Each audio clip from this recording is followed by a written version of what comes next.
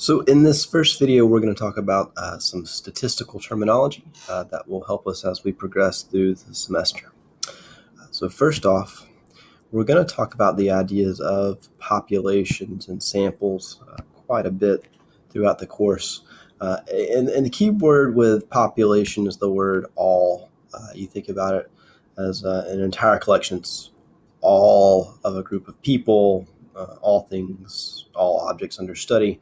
So all students enrolled at TCC, that would be considered a population. And a lot of times we want to know about the population. We want to know what percentage of this population intends to vote for this particular candidate. But populations, well, a lot of times just too big for us to get data from every single person, So, if I wanted to find out what percentage of voters in Leon County intend to vote in the next election, well, that would be difficult to find out because there are, so many people in Leon County. It would be hard to talk to every single person. If I wanted to get the average GPA for all students at TCC for this population, that's going to be difficult to do because, we have over 12,000 students enrolled at TCC. We've got full-time students, part-time students who take online classes, who are just here in the mornings, who are just here in the evening. So to get in touch with every single person is going to be difficult. And even if we try to send an email out, we're not going to get 100% response rate. And so this is where the idea of the sample comes in. So to study this larger population, we will select a sample.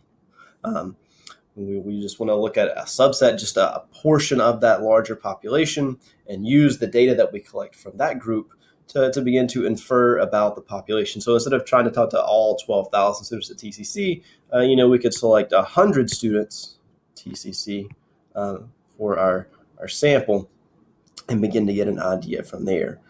It takes a lot of time and money to examine an entire population, but some chance that you do have a small population, one where you could reasonably talk to every single person in that group, and then you would have a census, not a sample but a census. So the honors program at TCC is a fairly reasonable size.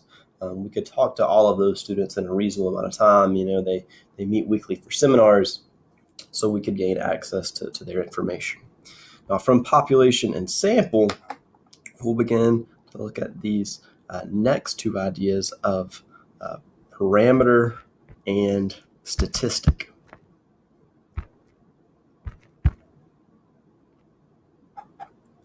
So with our parameter, this is a calculation from data collected from a population. So we've got our parameter here, and this is data collected from the population. Say we are able to talk to every single student at TCC, ask them their GPA, find the average or the mean of that data, then we would have a parameter.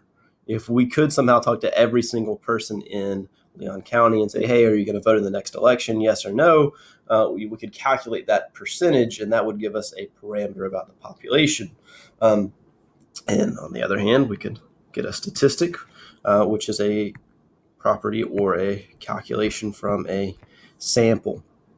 And a statistic can be used as an estimator for that population. So, we can't talk to all 12,000 students at TCC. We can't talk to every single resident in Leon County, but we could talk to, 100 students at TCC or, 250 residents in Leon County, and we could use the information from those people to make a calculation, be our statistic. We would use that statistic to begin to estimate what the population parameter would be. And note the alliteration here that a parameter will come from the population and that a statistic will come from a sample. Population and parameter both start with P. There a pair that go together. Sample and statistic both start with S. There also a pair that go together. And now just a quick note about your sample and your statistic. You want your sample to be representative.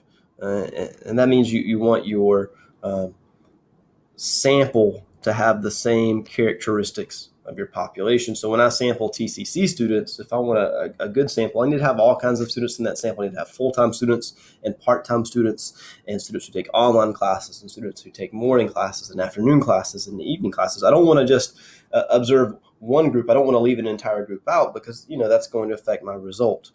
So the representative sample should have characteristics similar to the population.